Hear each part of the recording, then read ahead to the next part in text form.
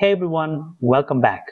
In this video, I'm going to walk you through the expert troubleshooting workflow for a Linux server that has gone down.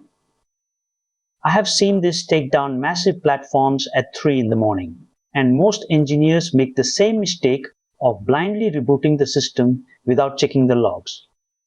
That is the worst possible approach because you lose the evidence of why it failed in the first place. So, how do we approach this problem effectively? Let me show you the professional methodology. Specifically, we will look at the professional triage methodology, initial connectivity and status checks, deep log analysis with Journalctl, identifying resource exhaustion patterns, common kernel panic and crash scenarios, and finally, preventative configuration and monitoring. Watch the full video without skipping any content to understand it better. Before we get into the topic, a small request to you. I have already uploaded many technical videos on different technologies and tools. We share more knowledgeable content every day. So if you are interested in learning and want to improve your skills, make sure you have subscribed to our channel and joined our WhatsApp community. The join link is available in the description or scan the QR code shown on the screen. Let us get started. So why do Linux servers crash exactly? Servers rarely just die without a reason. Outages are typically caused by hardware failure, resource starvation like out-of-memory errors, configuration drift, or malicious activity. Without a structured diagnostic path, you are just guessing, which wastes time and risks further data corruption. Now, what is diagnostic triage really?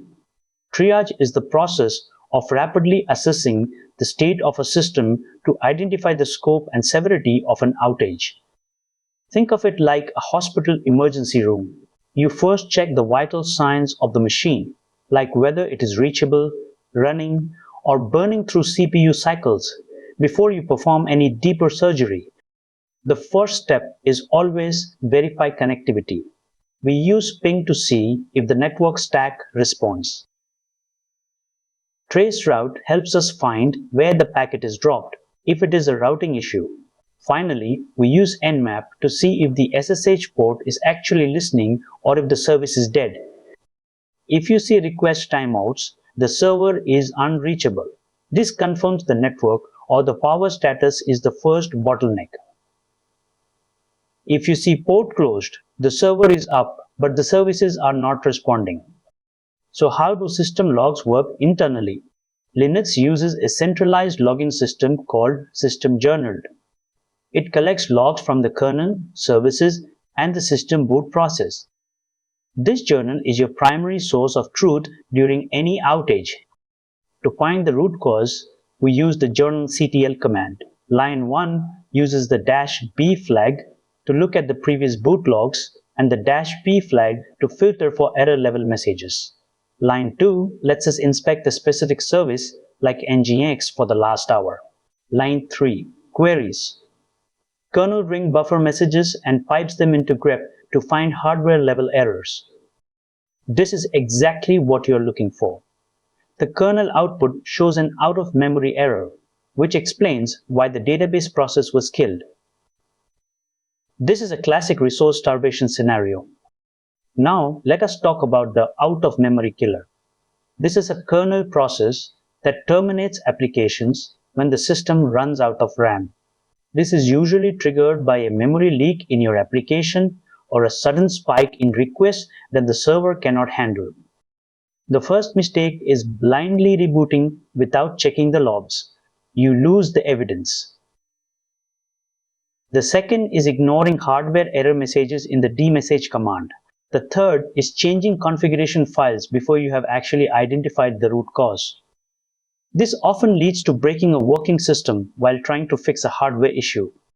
To monitor resources, we use top in batch mode to see a snapshot of CPU usage.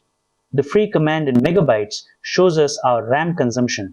Finally, df with the -h flag shows us if any disk partitions are completely full, which can also crash services. When you see 100% usage on the root partition, The system cannot write new roles or temporary files.